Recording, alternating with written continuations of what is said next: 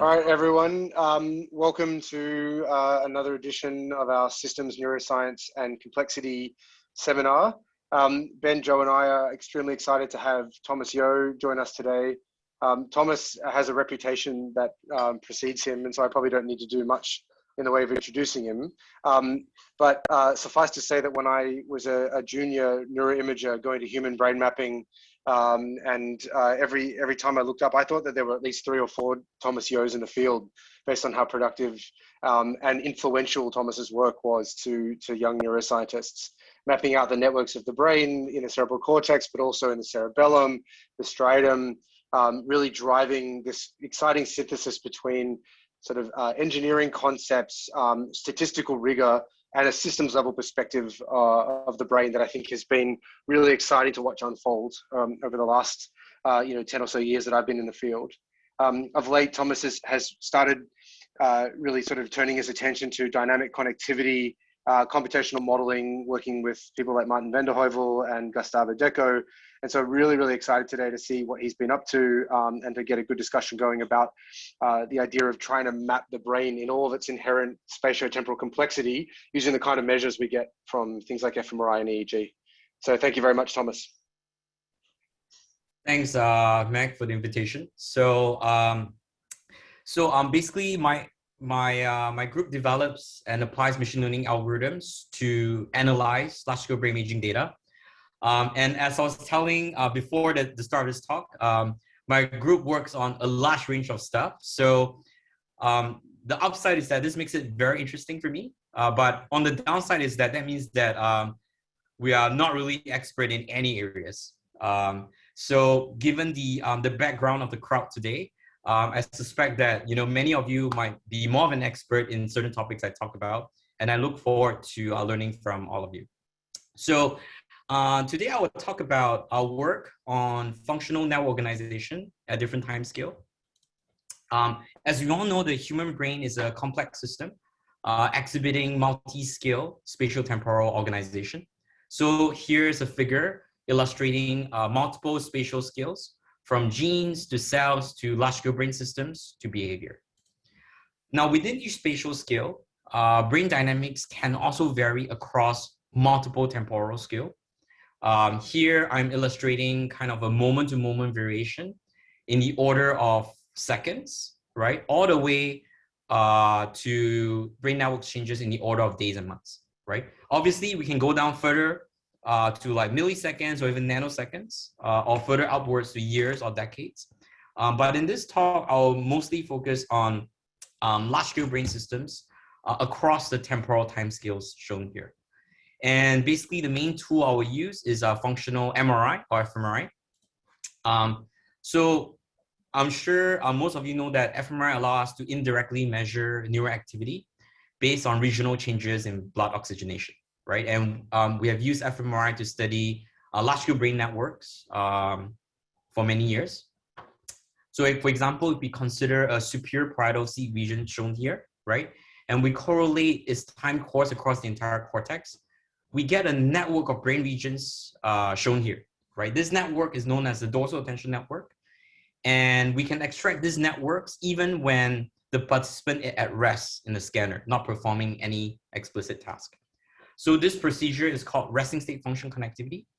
But of course, we can also compute function connectivity when the participant is performing a task, which we will call task state function connectivity.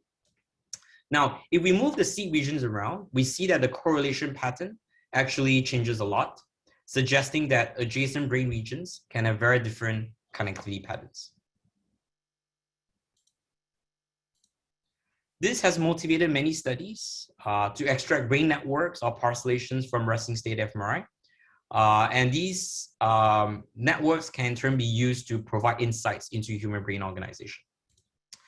For example, we can use function connectivity to study individual differences, right?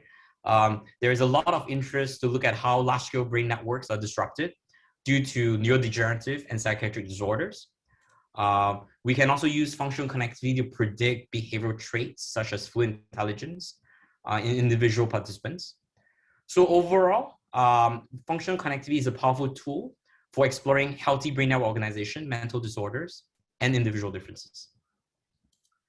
So now in this talk, I will discuss my lab's work using functional connectivity, right? And we will use functional connectivity to study basically the organization of large-scale brain networks at different time scales. We're going to start with the shortest time scale. This is work done by Raphael. Peng and Xiaolu. Okay. And what we would do is that basically, traditionally, functional connectivity is defined by correlating entire Fmi time series. But this kind of assumes that the underlying function connectivity does not change over time. So many studies have computed functional connectivity over short time windows. For example, here's a functional connectivity matrix computed using Fmri data in this short window shown here. Okay. And basically, we can slide the window and compute another functional connectivity matrix, right? And we can kind of repeat, we can slide the window and we compute many more functional connectivity matrices, right? So some people refer to this as time varying functional connectivity or dynamic functional connectivity, right? And with so many matrices, there are many different things we can do. Some people can cluster these matrices, right? What I like is that we can visualize this data by computing correlations between all pairs of functional connectivity matrices, right? So if we take every pair of matrices here, and then we compute the the correlation between pairs of matrices, we end up with this T by T matrix, where T is the number of sliding windows. So this is called functional connectivity dynamics matrix. And it's not something introduced by us, but it's introduced by other people. So the diagonal of the matrix are high because of the autocorrelation in the Fmi data and overlapping sliding windows. What is very intriguing are these off-diagonal blocks of recurring functional connectivity patterns, right? There is a lot of interest in dynamic functional connectivity, and of course, this means that there's a lot of interest in the underlying mechanisms. There's early work on understanding this mechanism by basically manually tuning the parameters of biophysical models, such as the excellent work from Andrew Zaleski and Enrique Henson, right? However, given the machine learning background of my group, we wanted to automatically optimize the parameters of these biophysical models. But before I go into it, let me first briefly talk about these biophysical models, right? There's a whole range of biophysical models, and I'm not really an expert on this, right? But today we'll talk about neural mass model, right? So there's a long history of modeling spiking neurons, right? These spiking neurons can be coupled together with AMPA, NMDA, and GABA receptors, right? And neural mass models simplify these detailed spiking neuronal networks by capturing the average dynamical behavior of cortical regions at the level of neuronal populations. So the resulting mean view model is able to generate large-scale brain dynamics with relatively low parametric complexity. We will mostly focus on the dynamic mean view model from Gustavo Deco. Basically, in this mean view model, each cortical ROI is represented by a system of nonlinear ordinary differential equations, ODEs, right? And these ODEs are coupled together by structural connectivity. The neurodynamics at each region is driven by 4 types of inputs. The first type is the intra-regional input, and it's parameterized by the recurrent connection strength W. The second type of input is inputs from other brain regions, and typically this is parameterized by a structural connectivity matrix, and we scale this matrix by a global constant G. The third input is an external input current I, potentially from subcortical relays. And the fourth input is neuronal noise, parameterized by the amplitude sigma. So in practice, these parameters are typically manually tuned. So it's common to assume the parameters are the same across the brain. If not, there's simply too many parameters to tune, right? But given that different cortical regions have distinct cellular properties, this is not very biologically plausible. So Peng developed an algorithm to automatically estimate the mean view model parameters. Now, because the estimation is automatic, we can allow the recurrent connection strength and the external input I to be variable across cortical regions. And when we apply his algorithm to the human connectivity project, we find that the estimated model parameters gave much better fit to the static function connectivity in the test set. Okay, and what is very interesting is that the estimated model parameters exhibited a very intriguing spatial patterns, right? So on the left is the external input current, and on the right, in the middle is the recurrent connection strength. The spatial patterns are strongly correlated with the first principal gradient from Daniel Margulies' work, right? And in general, the external input and the recurrent connection strength are high in sensory motor regions and low in association cortex, especially the default network.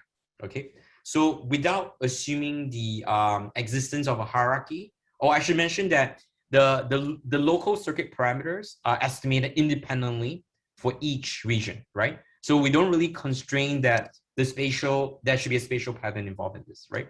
But without assuming this existence of a hierarchy, right, we end up with model parameters that looks like a large scale cortical gradient. Now, the question then is, does Peng's relaxed mean field model generate realistic functional connectivity dynamics? So here's the functional connectivity dynamics matrix from a single human connectome project subject. Here's the functional connectivity dynamics of the relaxed mean field model, where we fit it to a static function connectivity, right? So this is basically from Peng's result, right?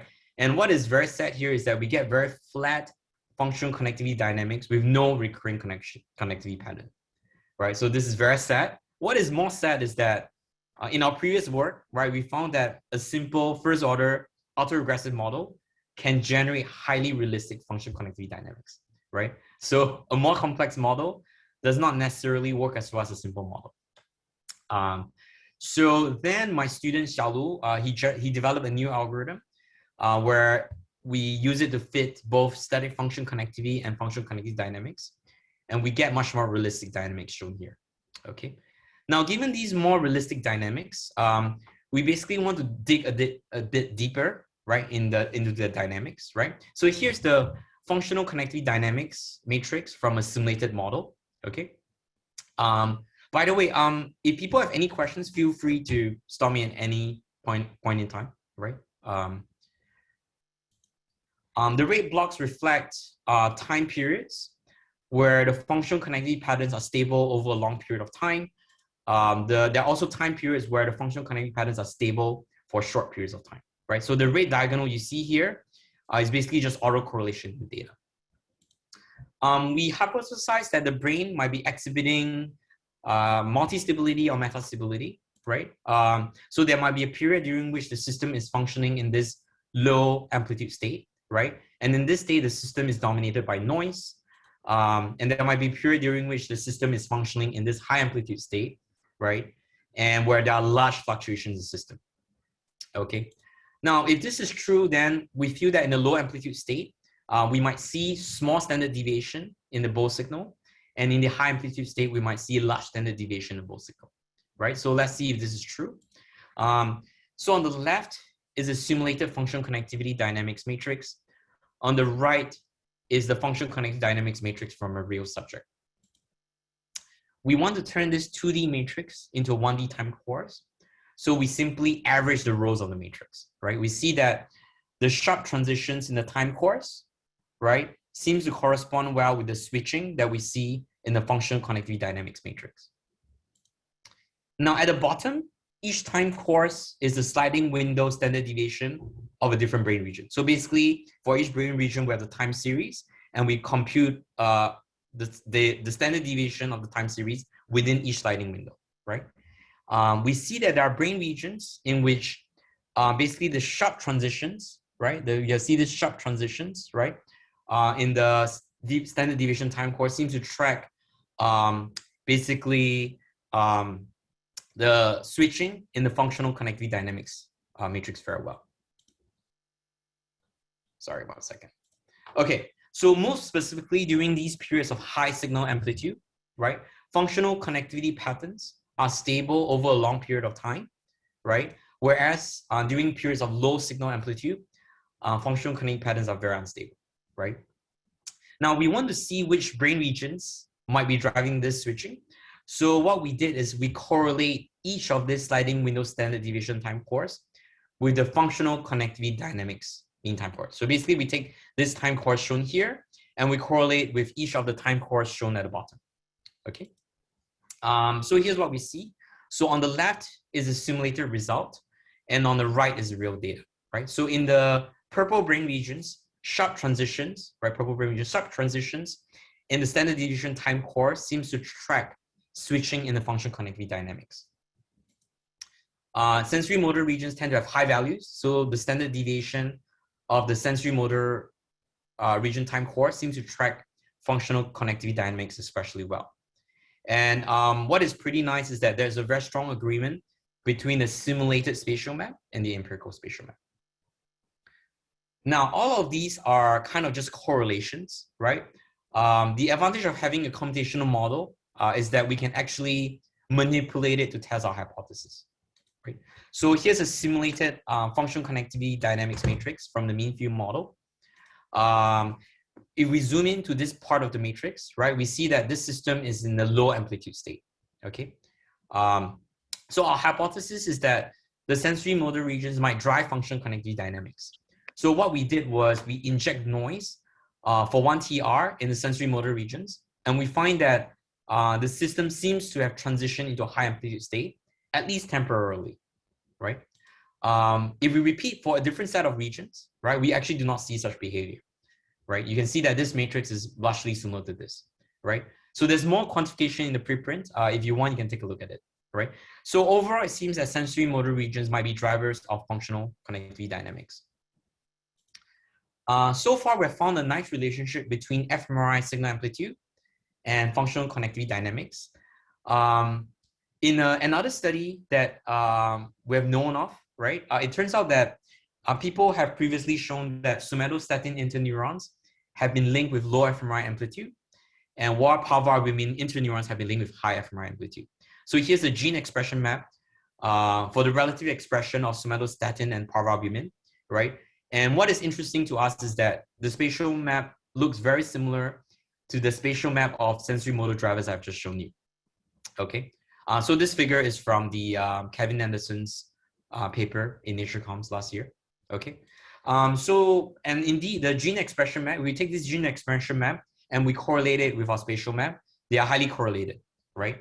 But one important thing to know is that many gene expression map looks very similar, right? And in fact, if we repeat these correlations for the first genetic principal component, we will also get a high correlation, okay?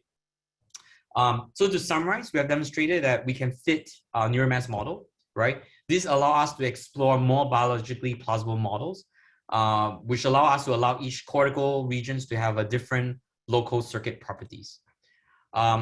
It turns out that when we parameterize local circuit properties with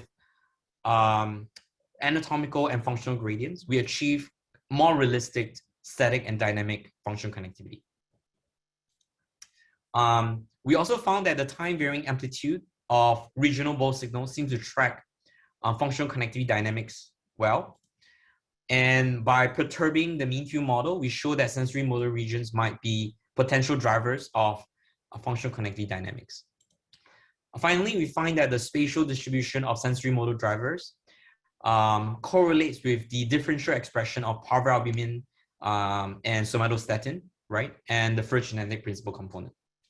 So the first genetic principal component in Joshua Burke's paper has been shown to correlate with the spatial distribution of genes coding for different excitatory and inhibitory neurons, which might reflect spatial heterogeneity in excitation and inhibition balance across the cortex. So overall, this suggests a potential link between FC dynamics, functional connectivity dynamics, and heterogeneity in excitation inhibition balance across the cortex. Can I ask you a quick question there, Thomas, before you jump on? Have you had a look at whether or not the fluctuations you're seeing in your windowed DFC measures relate to some of the stuff that Josh Faskowitz and Rick Betzel have looked at with their kind of multiplication of the raw, bold, and then... We have not done that, actually. We have not done that, actually. That would be interesting. Yeah, that would be interesting. Cool. Yeah. Mac, can I ask a quick question? Yeah, sure. Go ahead, Luis. Of course, yeah. So the question that I had was, all the modeling that you have is sort of like cortical, right? So you have one term that sort of mimics how you view the contributions of subcortical Yes. region. Yes. Is Yes. that how you? Mhm. Because Yes. I think in a Yes. sense, because how we know cortex and thalamus, for instance, are intimately related, as well as other kinds of. So how do you? I mean, to me, it's surprising that you can get so much traction with so little of subcortex.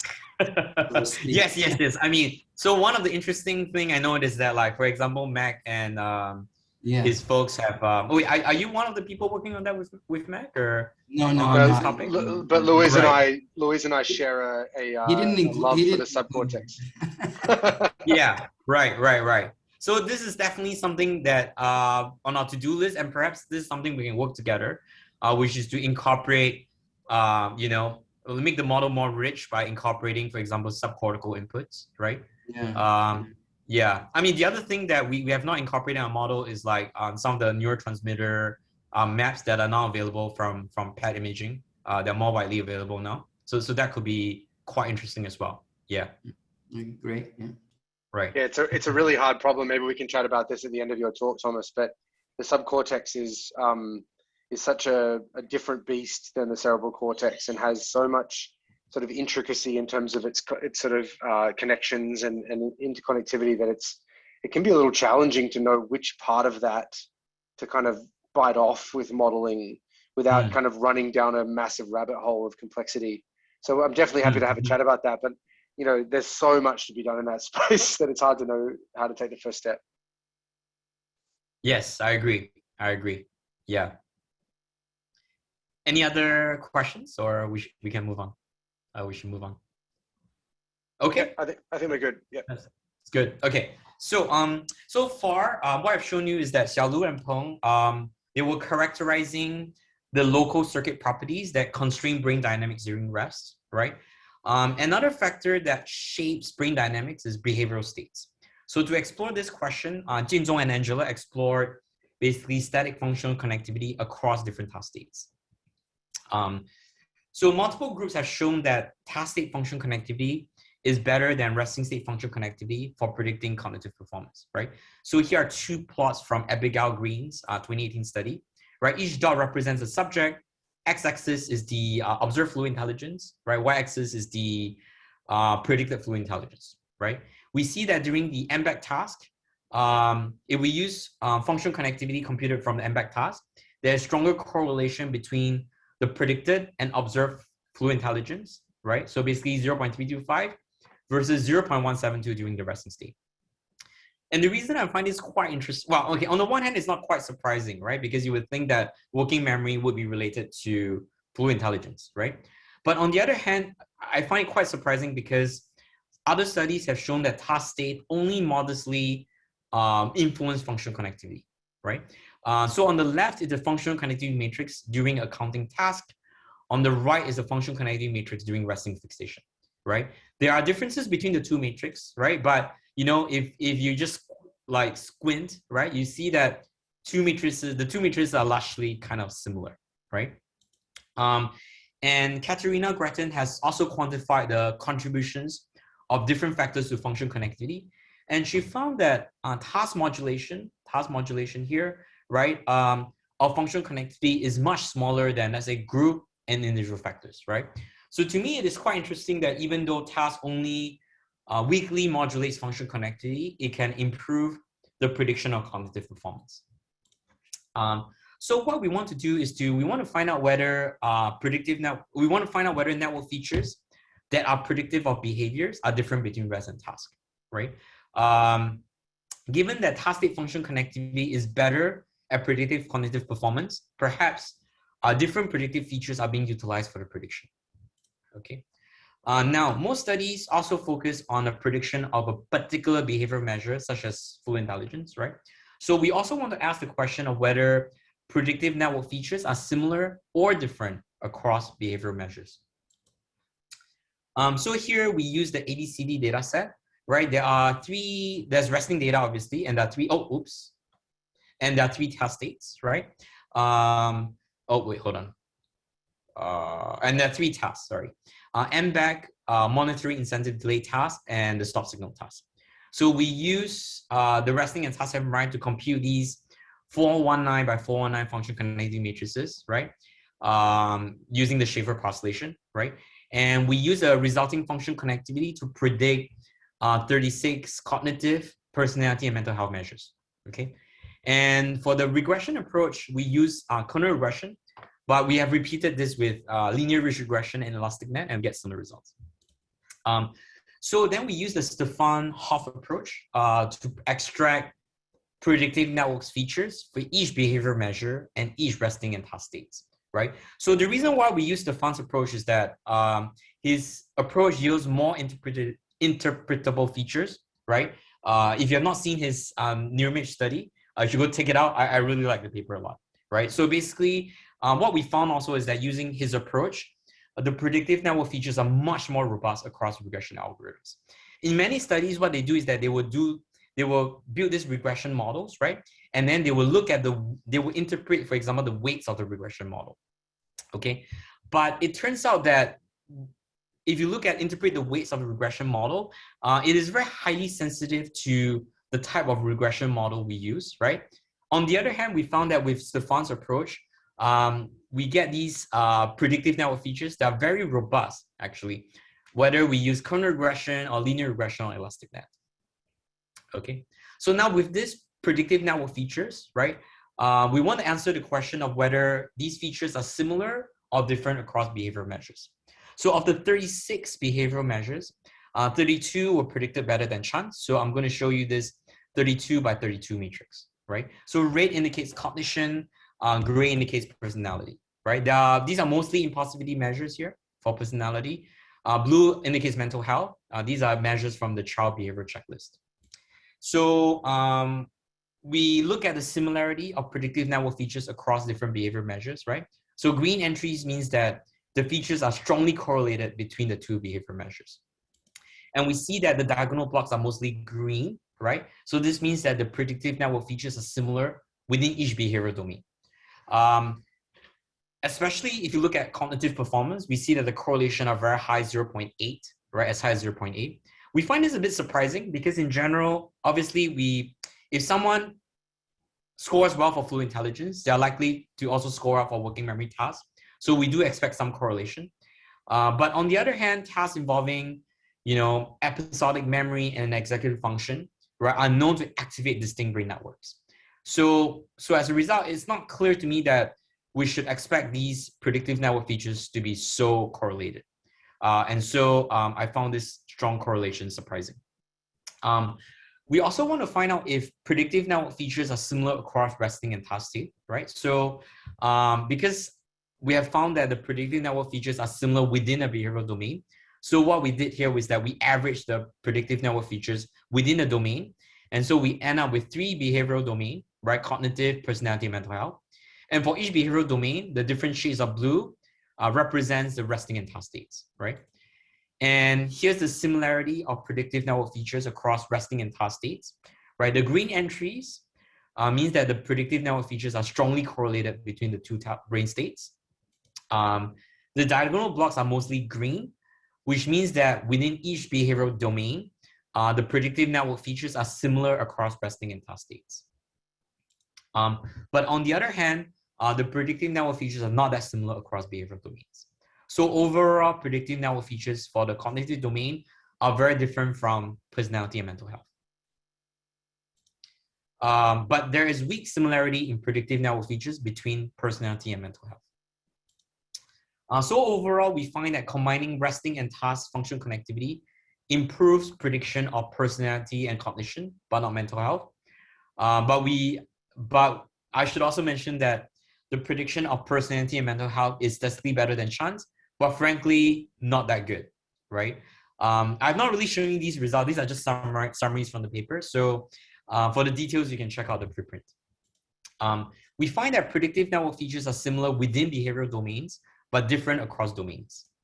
And predictive networks features are also similar across resting and task states. So overall, Angela and Jianzong found that shared brain network features that account for individual variation within broad behavioral domain, right? But these network features are distinct across behavioral domains. Okay, so before I move on to the next part, do people have any questions or anything on this? I don't see anything in the chat, Thomas, so maybe we'll just keep forging ahead for now. Sure. Yeah. So while Angela and Jianzhong focus on in-scanner task function connectivity, right, over the periods of minutes, the brain also exhibits slow changes over the course of the day, right?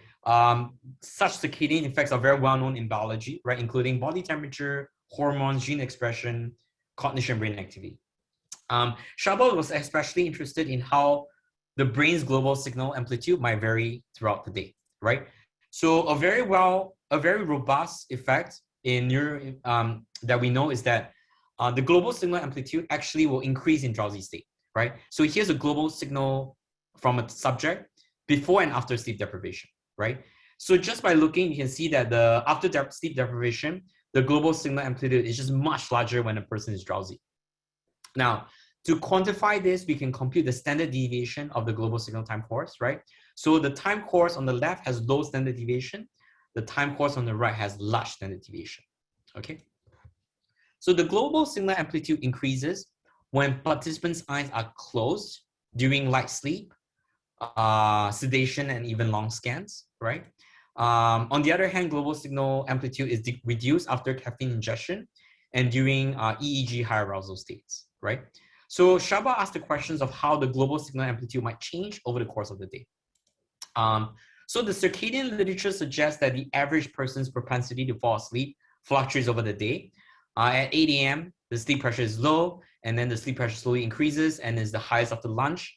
And then the person is most awake around 8 p.m. and then progressively gets sleepier, right? Now, obviously, there are large inter-subject variability, but roughly speaking, on average, we all kind of exhibit this kind of curve, okay? Because the global signal amplitude is higher when a participant is sleeping, right? We thought that, hey, maybe the global signal amplitude might track the sleepiness curve, okay? So what Shaba did is that he looked at the human connectome projects where participants are scanned at different times from 9 a.m. to 9 p.m., right? And as a result, we can only look at this portion of the circadian curve here, okay? Now, instead of this inverted U shape, right, we actually do not see this in global signal amplitude that looks like this inverted U shape, right? Instead, Shaba finds that the global signal amplitude decreases throughout the day, right? So the x-axis is time of day, 9 a.m. to 9 p.m. The y-axis is global signal amplitude, right? Now, each gray dot is the global signal amplitude of one participant in day one of their scan, right? So basically, our hypothesis is completely wrong. Now, the problem with that is that this is a kind of a cross-sectional analysis, right? So maybe the people scanned in the morning tends to be people with morning chronotype. So then this might not be a time of day effect, but rather a chronotype effect, right?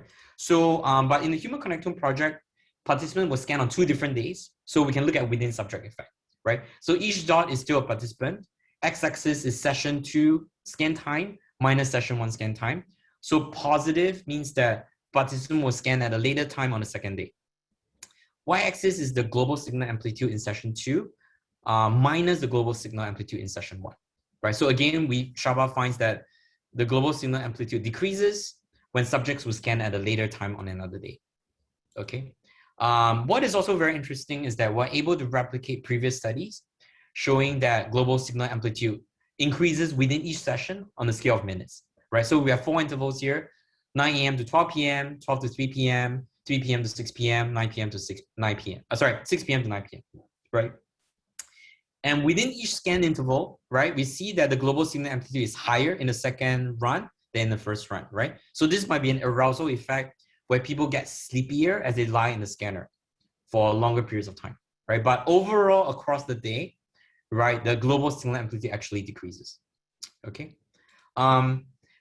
Then we look at the effects of time of day on function connectivity, right? Here we use the Schaefer parcellation to compute 419 by 419 function connectivity matrices, right? And we correlate each entry with the time of day, right? So we get this plot shown here. So basically, because global signal amplitude decreases throughout the day, we find that functional connectivity strength also decreases throughout the day, right?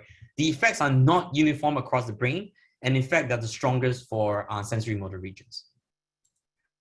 For comparison, this is the correlation between fluid intelligence and functional connectivity. And we see that, the brain behavior correlation are much smaller than time of days effects, which is actually kind of scary, okay? So to summarize, we find that the brain global signal amplitude decreases with time of day. The effects are strongest in sensory motor regions. The effects persist after controlling for motion, respiration, and heart rate variability. You can check out Shava's paper for more details. We're not sure what's the mechanism, right? Perhaps what happens is that the cumulative wakefulness might lead to an increase in cerebral oxygen and glucose consumption, right? Basically, previous studies have shown that your baseline cerebral blood flow will increase from morning to evening, right? And others have shown that a higher level of cerebral blood flow is associated with reduced dynamic range of both fluctuations. So this might be a potential mechanism. Now, regardless of the mechanism, future studies might want to report and control for time of day effects. Okay. Does people have any questions, or I'm happy to continue? Okay. So far, I've shown you changes in the brain's functional network organization, basically from seconds to minutes to hours, right? But we know that the brain networks also undergo more gradual changes over the course of days and months or years, right? For example, during development or during aging, okay? So in the next set of studies led by Ruby, our goal is to estimate individual specific cortical parcellations that are stable across days and months, right? We hope that these stable parcellations might more readily track development, aging, or mental disorders, which occur in longer timescales. So the key idea behind Ruby's approach is that most individual level network mapping do not account for intra-subject variability. This is important because inter-subject and intra-subject variability can be very different across brain regions, right? So we know that motor cortex exhibit high intra-subject functional connectivity variability, but low inter-subject variability.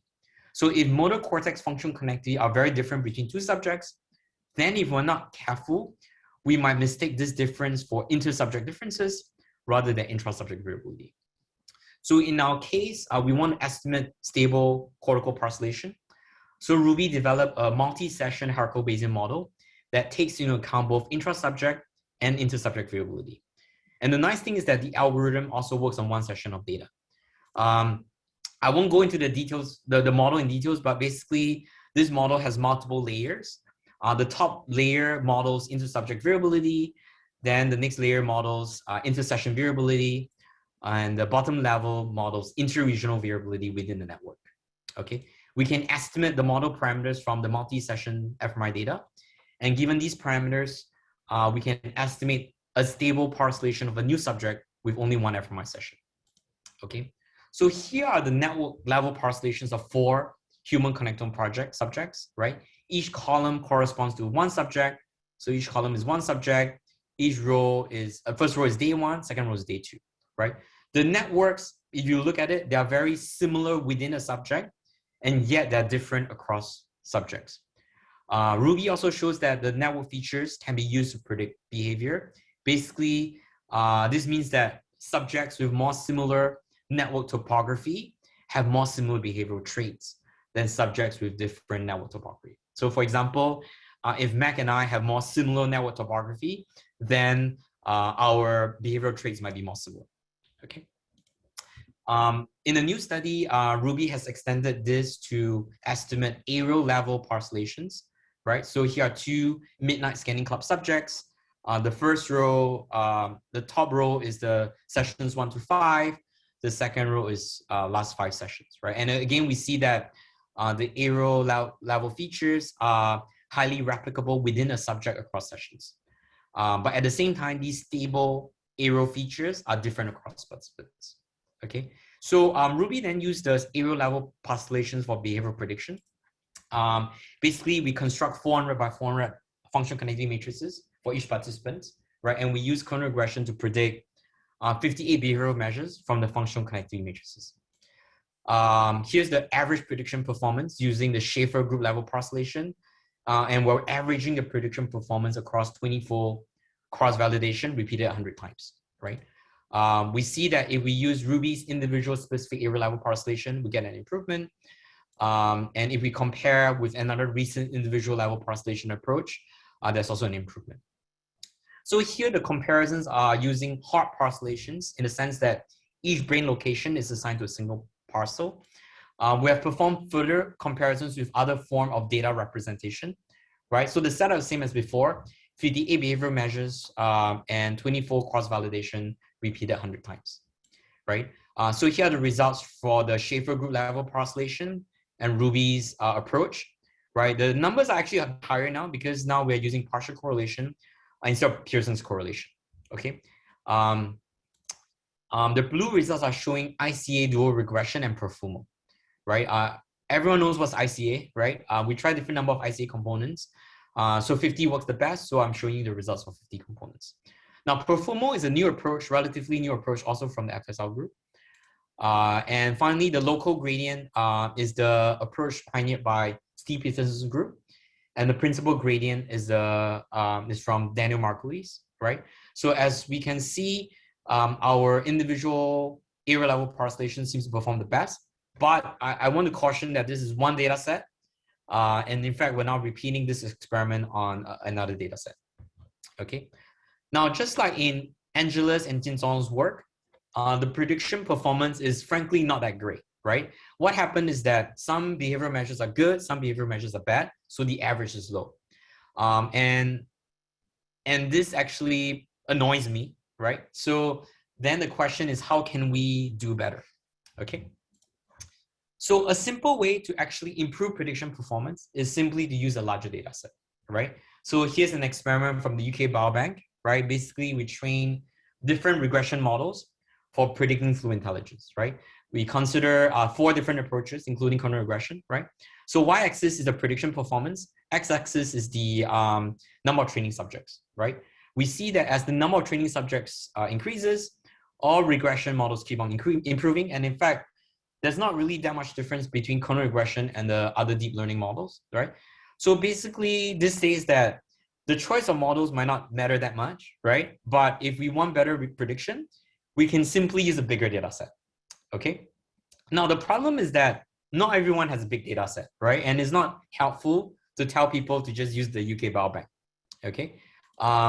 Therefore, what we want to do is we want to translate predictive models from large-scale data sets to new unseen phenotypes in small data set, right? These unseen phenotypes is kind of important because now why do we have smaller data sets? Is because we want to study something not found in the big data sets, right? So we do not want to simply translate let's say a fluid intelligence prediction model from a large data set to predict fluid intelligence in a small data set, right? So it would be much more useful if we can translate a fluid intelligence predictive models from a large data set to predict something else in a small data set. Okay, so so He-Tong's key idea is that the vast majority of phenotypes are actually not independent, right? But in fact, they're intercorrelated. For example, here are phenotypes from the UK Biobank, right? And indeed, many studies have found a relatively small number of components linking brain imaging data and a large range of non-brain imaging phenotypes, including cognition, mental health, demographics, and other health attributes, right? So in Steve Smith's paper, he found a single brain behavioral component, right, in the Human Connectome project. Carla Miller found something similar in the UK Biobank. Same with Cedric Sia in the Philadelphia neurodevelopmental cohort. And my postdoc Valeria, she found 3 transdiagnostic components in the UCLA dataset. Okay. So in general, we expect that a unique phenotype from a small scale study would probably be correlated with some other phenotypes in an existing large scale population dataset. Okay. So then He-Tong developed a framework to exploit these correlations. He called this meta-matching, right? Imagine that we have 30,000 subjects from the UK Biobank with 65 non-brain imaging phenotypes, right? Well, not imagine, we actually did consider 30,000 subjects from UK Biobank with 65 non-brain imaging phenotypes. we divide it into a training and a test meta sets, right? So what is important here is that the participants and the non-brain imaging phenotype do not overlap between the training and test meta sets. This is important because we want to make sure that the algorithms trained on the training meta set can generalize to new participants and new non-brain imaging phenotypes in the test meta sets, right? So He Tong developed 4 meta-matching algorithms exploiting the correlations among non-brain imaging phenotypes. So here's the result. X-axis is the number of training subjects in the test meta set. So basically 10, 20, 50, 100, 200, right? So the reason why we use so few subjects is to simulate small data sets, right? Now, of course, with only 10 subjects, right? Let's say we only use 10 subjects, there'll be a lot of uncertainty. So we repeat each experiment 100 times. Why is the prediction performance averaged across these 100 trials and across the 32 non-brain imaging phenotypes in test meta set? Okay, this is the prediction performance, right? The box plot is the prediction accuracy, right? For example, here, this means that we train on 100 subjects in the test meta set, and we perform prediction on the remaining 9,900 subjects in the test meta set, okay? And then this is the prediction performance using He Tong's meta-matching algorithm, right? And we can see that there's a very big improvement using meta-matching versus not using meta-matching, right? So kind of just to emphasize the size of the improvement, right? So here's a prediction accuracy using classical clonal regression with 100 subjects versus 1,000 subjects, right? We see that there's a big improvement as we increase from 100 subjects to 1,000 subjects, okay? But with meta-matching, we can actually achieve the same prediction performance using just 100 subjects, okay? So what is very nice is that with a 100 subjects, we can achieve the same prediction performance as using 1,000 subjects. So this experiment was done in the UK Biobank. We have now shown that models from the UK Biobank can be transferred to a completely new data set, such as the Human Connectome Project. So to summarize, I've shown you our multi-session hierarchical Bayesian model for individual specific cortical parcellation. The approach accounts for both inter-subject and intra-subject variability. The model needs multi-session Fmi data for training, but once it's been trained, it can be applied to single Fmi session from a new data set. So I've not really shown you this because of lack of time, but Ruby's parcellations are also more homogeneous in out-of-sample resting and task Fmi data. You can check out papers for more details. The individual specific parcellations can improve behavioral predictions. And furthermore, more data leads to predictive models with better performance. So we have developed a meta-matching framework that allow us to translate predictive models from large data sets to new phenotypes in small data sets. But I have to admit that there's a long way to go in terms of improving predictive models, right? So far, I've experimented with various approaches to improve predictions, right? We have shown that task function connectivity can improve prediction, individual level parcellation can improve prediction, meta-matching can also improve prediction. So these different approaches were developed separately in parallel, right? Perhaps by combining them, we can get better improvements. Nevertheless, we are still a bit far from getting good performance, and this means that there's a lot of work left to be done. So to summarize, I've shown you kind of my lab's work on the brain's functional network organization at multiple time scales. We were particularly interested in understanding individual inter-subject variability, right? So an important lesson here, separate from what I just mentioned, is that a more complex model might not necessarily work better, right? For example, the simple autoregressive model can work just as well as Xiaolu's more complex neural mass model, right? Although I like to think that the more complex neural mass model can give us better mechanistic insights. Similarly, He Tong has shown that clonal regression can work just as well as deep neural networks in certain applications, but we have also shown that deep neural networks can work better in other applications. So our code and data derivatives are available on GitHub. This include pre-processing, parcellation, function connectivity prediction code, neural mass modeling code. So one thing I want to highlight is that for the time of the analysis, Shaba has performed quality control on the entire Human Connectome project, heart rate and respiratory data. So this was a massive amount of work, and he has made the run level summary statistics publicly available on GitHub. So you can check it out if you're interested. So I'd like to thank all my funding sources. And I'd like to thank past and current members of my lab. So I've highlighted those who have contributed to this presentation. And of course, I'd like to thank all my collaborators. Thank you. Awesome. Thanks, Thomas. Happy to take more questions. Yeah, that was fantastic. And it was really lovely to see a whole bunch of different papers that I've read separately kind of presented all together within a framework. Really, really lovely. So Ben has just written, if anyone has any questions, please, write them in the chat. You can also raise your hand. I think we're okay with people kind of unmasking themselves on video if they'd like to ask a particular question. So let's see if we've got a nice comment. I'm trying to sort of gather my thoughts a little bit, Thomas. There's a lot there. Oh, hold on, we've got a question from Louise. How much data does Bayesian parcellation work need? How much data did you need for doing the Bayesian parcellation? So in our experiment on the Human Connectome project, it works with just one run of data. So 15 minutes. But I thought you said that you had to, you have for each participant, you have to have multiple sessions to set the priors, or? Right. Did I get So that wrong? first of all, Luis, thanks for joining in at this late time for you. Yes. Yeah. Yeah. So now for the training part, we do need the multi-session models because we need to learn basically what is the level of within individual variability we should expect, right? But after we have learned the level of intra-subject variability, then we can actually apply it to a new subject with just one session of data. I see. We found that it works kind of okay. Yeah, obviously more data is better. More data is always better. Mm-hmm. Yeah, right. Always, yeah. Great. But in our experiments, we have tried up to like 15 minutes, fine, yeah. Mm-hmm. It might work for less amount of data, maybe. We have not tried that excessively. Mm-hmm. Mm-hmm. Great. So Thomas, Trent Henderson's asked, can the posterior distributions from this work be used to inform priors for future research, or were the hierarchical parameters too specific?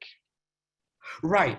So I'm not sure about informing future research, but what is very interesting is that if you look at the sorry, where is it? The hierarchical models, the parameters are actually interpretable, right? So if you look at the parameters here, right?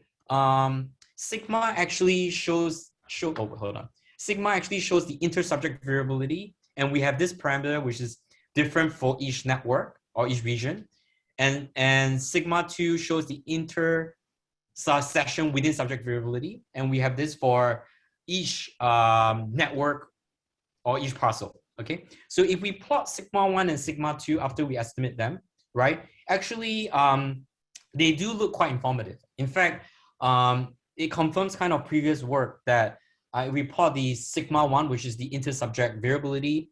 We find that, oh wait, what was the result again? There was less inter-subject variability in sensory motor regions and higher inter-subject variability in association regions, okay? And then for sigma 2, we kind of have the opposite, which is that for within subject variability is higher within sensory motor regions, and you have lower intersession variability in the association cortex. Yeah. This is not the first paper to show it, of course, but we were actually pleasantly surprised to find that we can estimate it from the data. Yeah. I hope that answers your question. You've done similar stuff before in the past, right? Looking at differences across subjects and finding more differences in the sort of associative regions, right? With different techniques. Yes. Yeah, that was a paper I was involved in with Heshang and Sophia Miller. Yeah, right. Yeah. Awesome.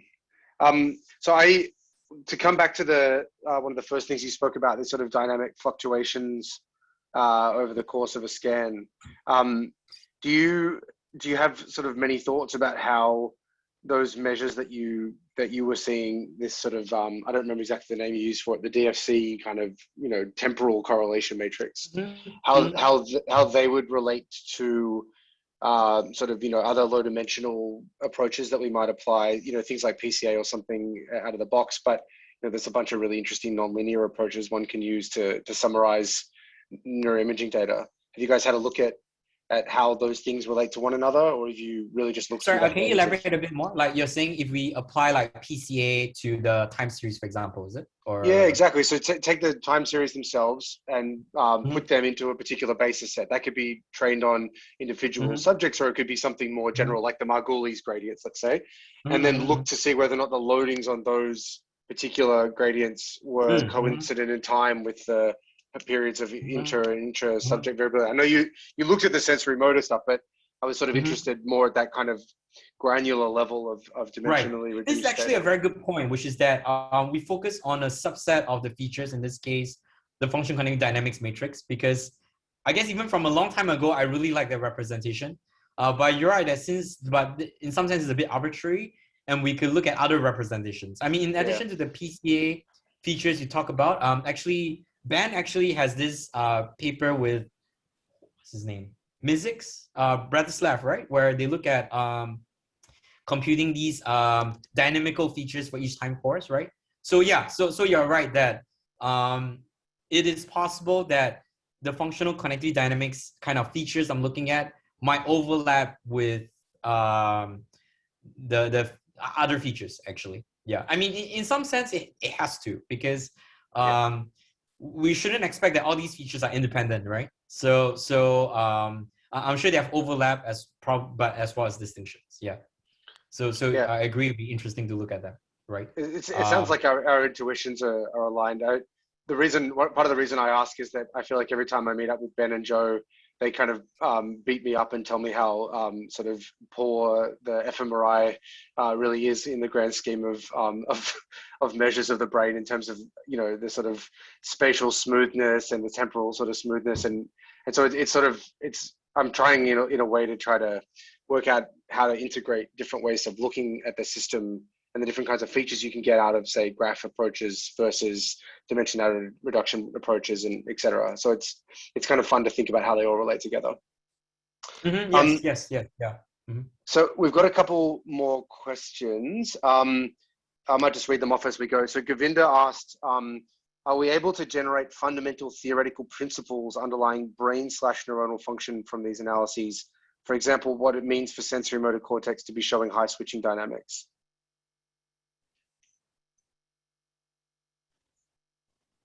Okay, this is the very hot pearly question. Yeah, I'm glad you're on the hot seat and not me with that one. I guess what people consider as fundamental might be different, right? In our case,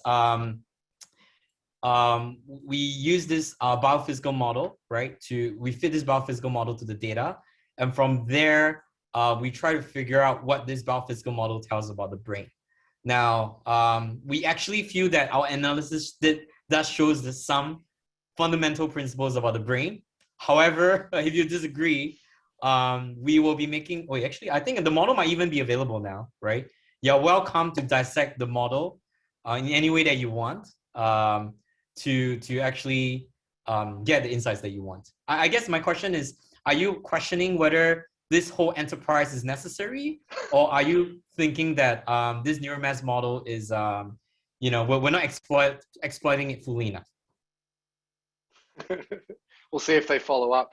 Yeah, I think you're right. You could read that a couple different ways. I mean, I think at least one of the things that Michael Breakspear has been kind of really drilling into me is that you shouldn't think of computational modeling and imaging as sort of unrelated different ways of analyzing the system, but rather ways that can inform one another. So you can find a pattern in the imaging, you can try to work out how you could model that, and then there'll be some ability to do so, but also some gap between what your model will create and what you're measuring. And then you try to go through and iterate that process, and really like viewing that as a cycle of discovery, I think is a really rich way to better understand the kinds of high level system dynamics that we see when we look at things like fMRI or EEG in a way that's much more granular. It's much more based on the principles that have to make sense at that kind of lower level, not fully microscopic yet mesoscopic, but still much more mechanistic.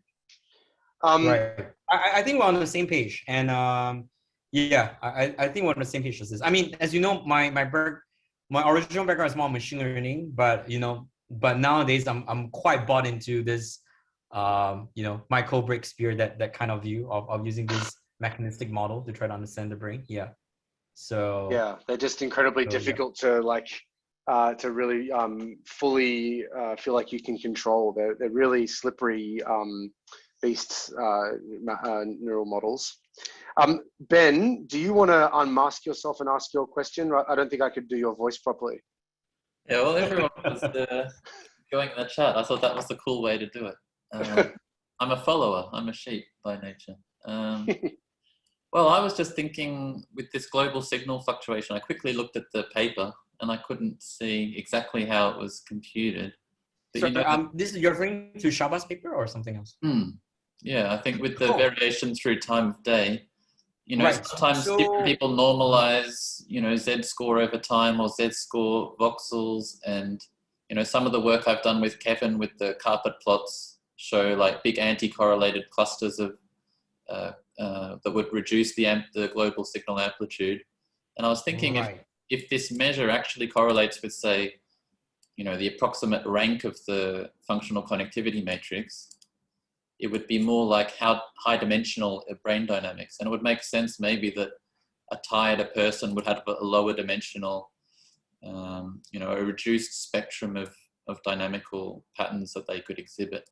And so I wondered how exactly you measured that global signal fluctuation, and did you look at different ways that you could have measured it and see if they match up with that intuition or give you something extra? Okay, this is a complex question. So the first part is how do we compute global signal? We did the most stupid or straightforward approach of just averaging the time course across, if I'm not wrong, the gray ordinates in the HCP data. Okay. And then after that, so we have this global signal now, and then we just compute the standard deviation of that time series. Okay. Does that answer your first part of your question? Yeah. The second part of the question is, if I understand correctly, is let me know if I'm wrong, is that you're wondering if, let's say, the global signal standard deviation of global signal, whether that relates to, for example, the rank or the number of dimensions of the Fmri data. Is that what you're asking? Well, instead of just doing a global mean, right, you could estimate differently, right? Like some of the work with the clustered carpet plot shows parts of the brain go negative. And so if you have half the brain with a big negative deviation and half the brain with a big positive, that'll global signal to zero, even though there is actually a very low dimensional single signal that can capture a lot of variance that you lose with just a simple arithmetic mean. Yes, I agree with you, but we have not looked into that. Okay. Yeah, I know what paper you're talking about, Kevin Aquino, right? Paper. That gives that gives it a different interpretation, because it's not like there's necessarily something different happening with the actual absolute amplitude of bold fluctuations or something, but actually just the correlations are higher, right? The repertoire is smaller, the dimensionality is lower of the. I see what you're saying now. You might expect that to be true, right? The amount of variance explained by the first component drops over time as you get tighter, and I don't know if that interpretation matches, but it's actually another way. That's an interesting analysis that can be done. Yeah. Yeah, it'd be straightforward. Yeah. Right. So you're saying that if we compute, let's say, the PCA of the 4D Fmi, the Fmi Time Series, that top component, I guess. Wait, first of all, people must have done that, right? Does that time series?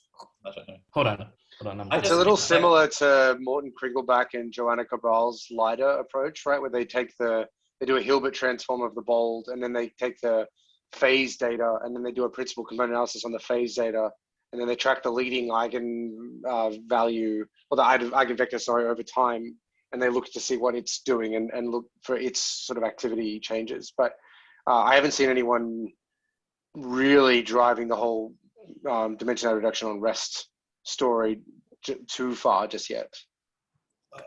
Mine was even simpler. Just it's like how much variance is explained by the first PC, and if you could track that number rather than global signal amplitude, it would take into account the anti-correlations, and it would have that extra interpretation as a kind of, you know, how low rank is that matrix, or how low dimensional are the brain dynamics at different times of day.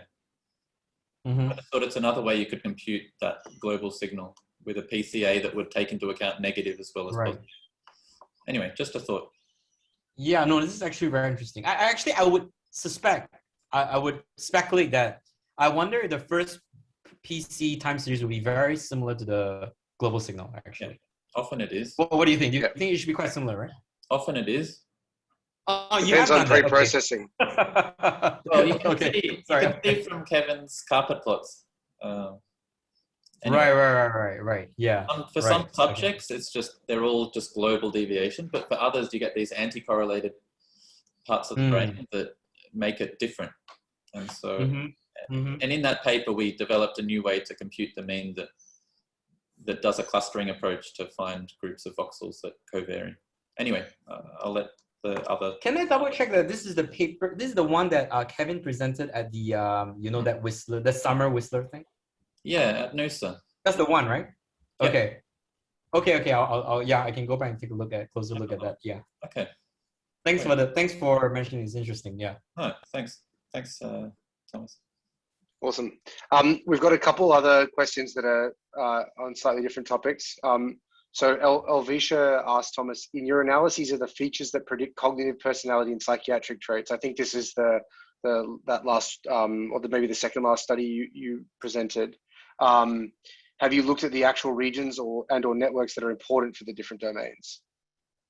Elvisha, I assume you're talking about the study from Jianzhong and Angela, right? So yes, we have. Yep.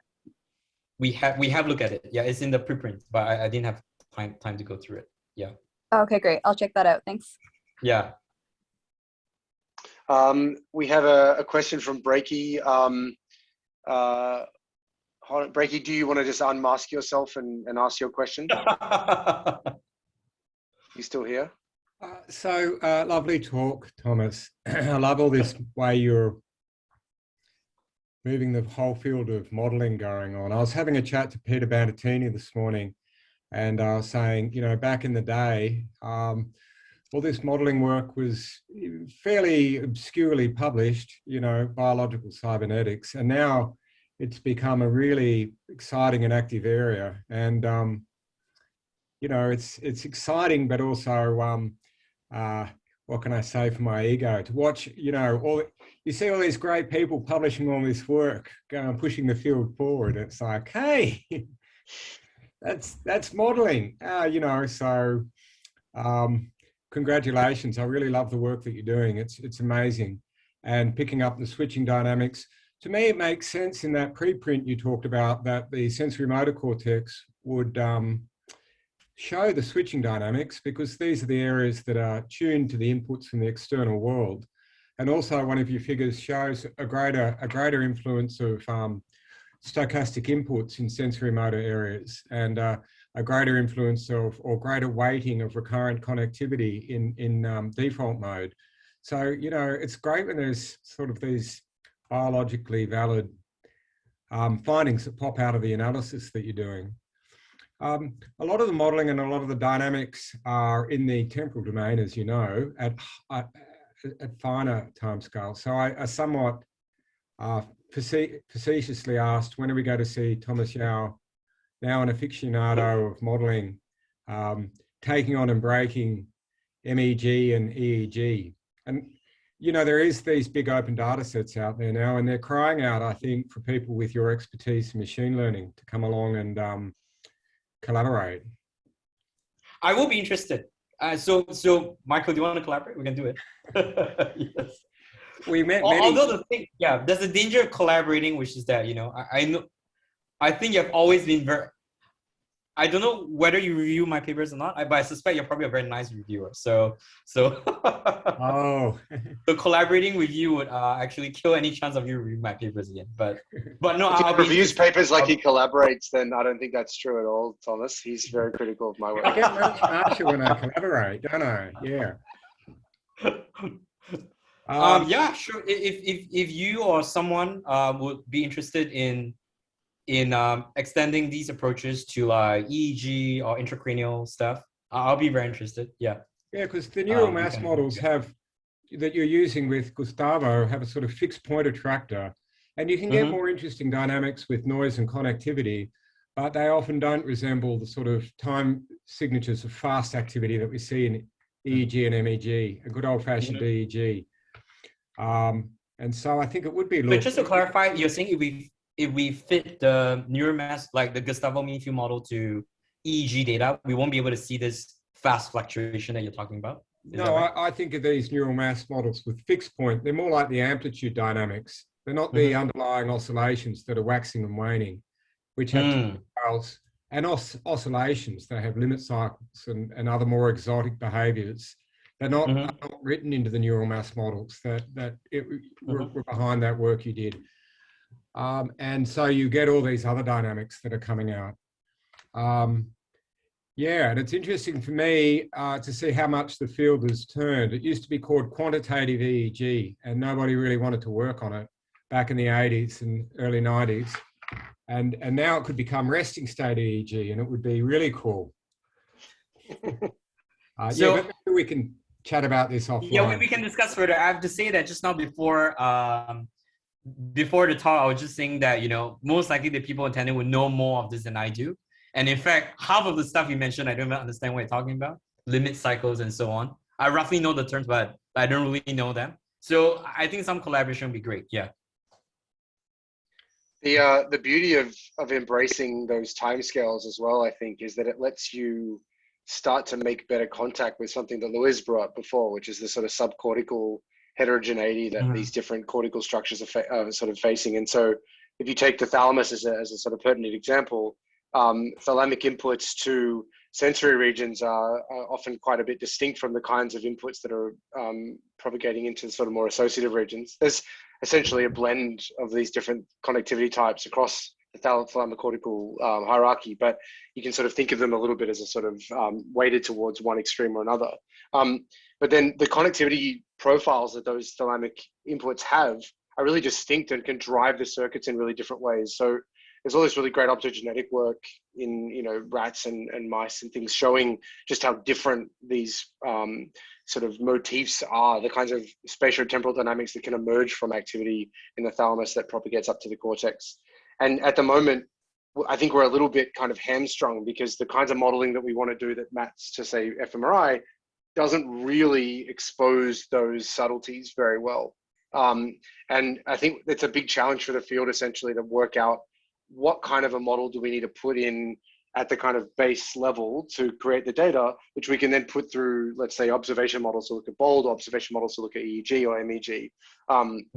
There's a lot of work to be done there. And I think that only then will your questions, Louise, actually be, you know, something that we can really we can't really test those hypotheses until we have those models in place, I don't think. But I'm happy to be proven wrong.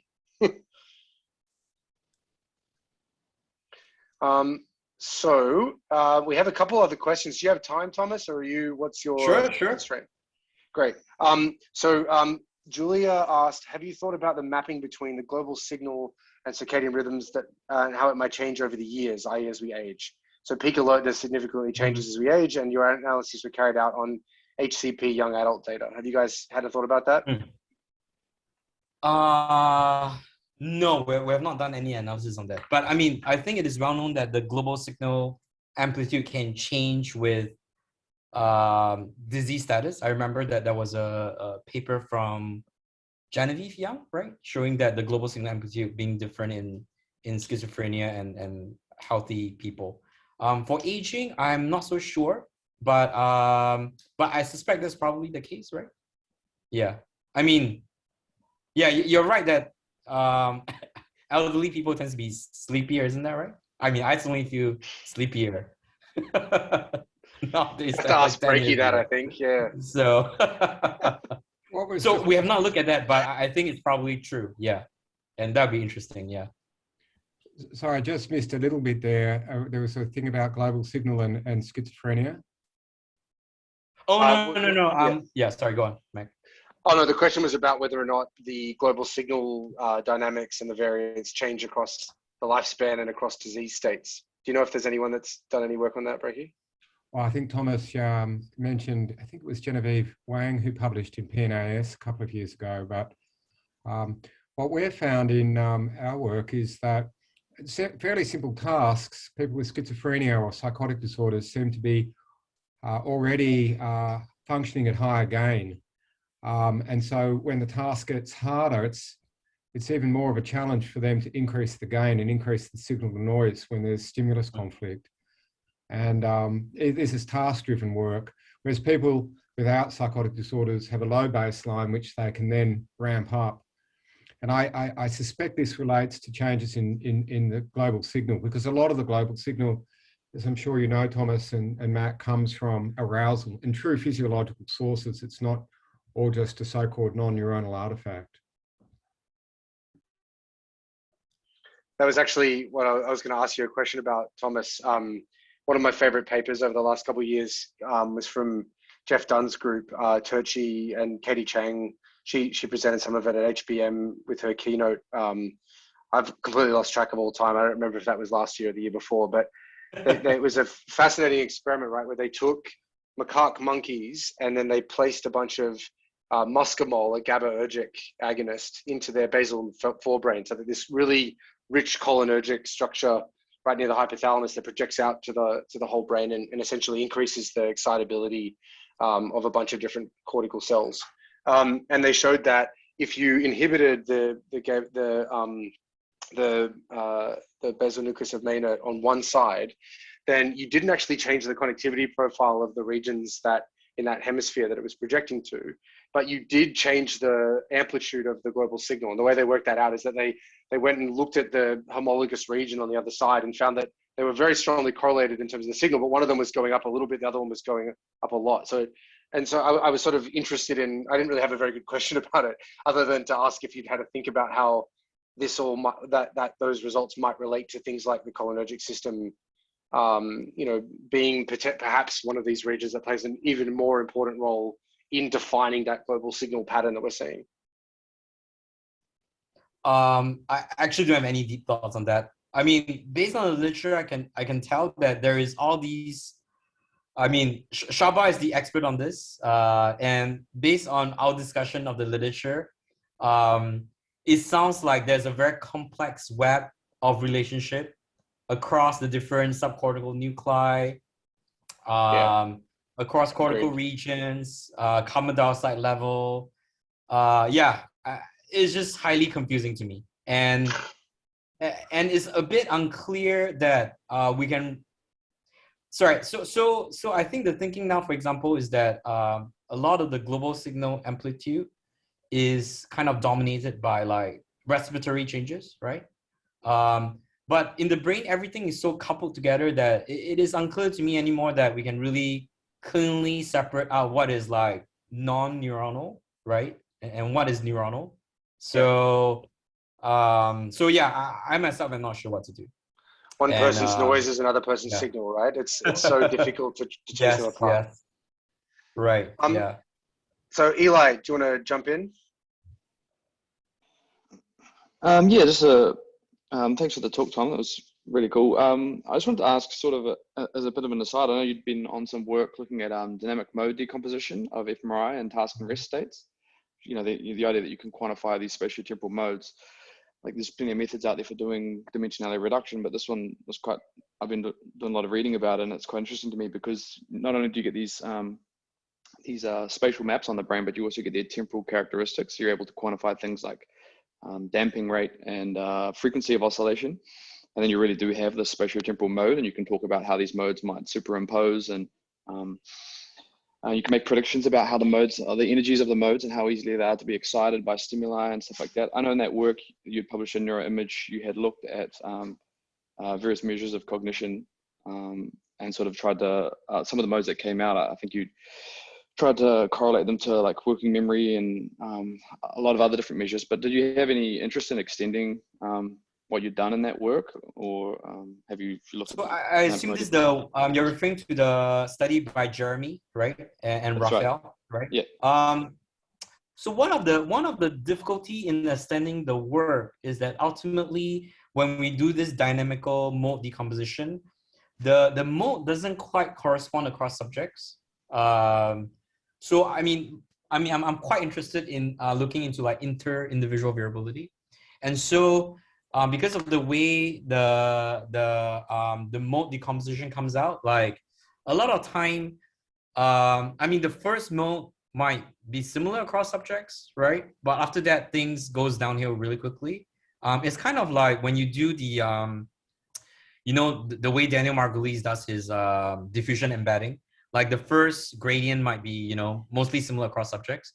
But after that, you start having mismatched components. So one of the struggle that we have in extending that work, I've been mentioned that first of all, no one is actively working on it now. Maybe Raphael is, I don't know, you need to check with him, right? But at least Raphael has left the group, right? But at least in my group, no one is actively working on that because we're not sure how to handle the fact that ultimately the modes do not correspond across subjects beyond maybe the first and second mode.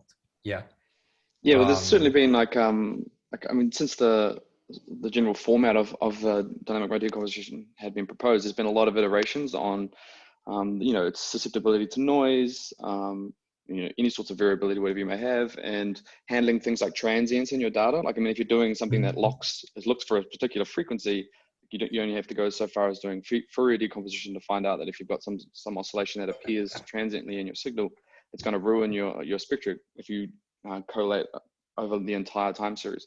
And then you can do this, like go through and do subsampling, and that version is called a multi-resolution dynamic mode decomposition. And then there's a whole heap of other really cool iterations of it that have only strengthened it as far as I see. But it's pretty fascinating stuff because it's really getting at the core of, it draws on things. The applications I've seen of it have been in fluid dynamics, and they're like trying to estimate the Navier-Stokes equations. You get these awesome like models out, and they're predictive of your data, and you can incorporate things like control theory aspects into it, which is fascinating to me. I was just curious if you're still interested in that domain. I'm actually actively working on it, so okay. So far as that interests you, I'd be interested to chat. Yeah, I'll be happy to chat further. Actually, can you send me some of that? References that you mentioned. Sure. I'll be interested to take a look at it, and if you're interested in chatting more about your specific projects, we can do it offline as well. Yeah. Yeah, that'd be great. Thanks. Awesome. So I apologize if I missed anyone's questions. Maybe as one final one, Joe, I saw that you wanted to just quickly pick up a thread we had before. Do you want to maybe unmute yourself and ask what you were going to ask, and then we'll probably pull to a close? Yeah, no problems. Thanks, Mac. Yeah, so Thomas, towards the end of the first section of the talk, you pointed out that using some of the impositions, sort of going and imposing in the model, you found that sensory motor appeared to be a driver of the functional connectivity. Now, I kind of blinked and missed that. I think I was writing down something from the slide before. I looked up, I saw that, and then it was over. So I missed what some of the the evidence was for that, and also I was wondering, it sounded like that was something that was not visible from the straight analysis of the imaging results, and for me that kind of right. So just to quickly recap, and then you can let me know if it is clear or unclear. Yep. But basically, what we found was that, if you recall, we found that the Bow amplitude of brain regions seems to match well with the FCD matrix, right? The functional cognitive dynamics matrix, right? And then upon correlation in both the simulated data and the empirical data, we do find that this tracking between the Bow regional amplitude and the functional connectivity dynamics were the highest in like sensory motor regions. Okay, so you're right that we can also see this in the real data, right? Yeah. In addition to simulated data. So what we did sorry, they're highly correlated. And then what we did extra was that I mean, in our internal discussion, at first we were like, oh, how strongly should we mention this, right? This is all correlational, right? And so in the end, what we realized we could do is that because this is a computational model, so what we did was we took like the top, let's say 5 regions, right? And then we basically went in. So sorry, just to clarify this, let's say this is a simulated function connectivity dynamics matrix, right? So we took out windows, 200 TR windows that look like this, right? So this is the low amplitude state, right? And so we took like the top 5 regions from this, let's say here, right? Which are these like sensory motor regions, right? And then it basically go in and stimulate these regions at the beginning of the window, right? And we show that we were able to like basically push the system into the high amplitude state. Mm-hmm. For maybe not for the entire 200 TR, but at least for enough time points, for broader time points. But we don't see this if we take, let's say, the bottom 5 regions. So this gave us some confidence that, but not full confidence, some confidence that perhaps these sensory motor regions seems to be actual drivers of the dynamics. Yeah. Okay. Yeah, that's interesting. Thanks. Yeah, so you sort of saw the undirected correlation initially, both in the model and in the analysis, but here it's directional because you're going and you've made the perturbation and you see that it makes that change. Right. Yeah. Okay. Cool. Thanks for that. Awesome. Well, thank you so much, Thomas. That was great fun, and it's sort of, as I said before, really awesome to see it kind of laid out with that really nice framework of thinking about the brain fluctuating at all these different timescales. And you know, it's interesting to think about how much further we can even push that by taking Breaky's kind of notion of sort of exposing these methods to techniques with different kinds of spatiotemporal signatures. So it'll be really exciting to see what comes out next. And yeah, thank you so much. You'll now get absolutely no sound of clapping except for me say thank you very much, because Zoom is awful. But yeah, looking forward to catching up soon. Thanks, mate. Thank you for the invitation again. I really enjoyed this. And if people want to discuss further, we can take it offline. Thank you. Bye-bye. Thanks, mate. Thanks, Thomas. Thank you.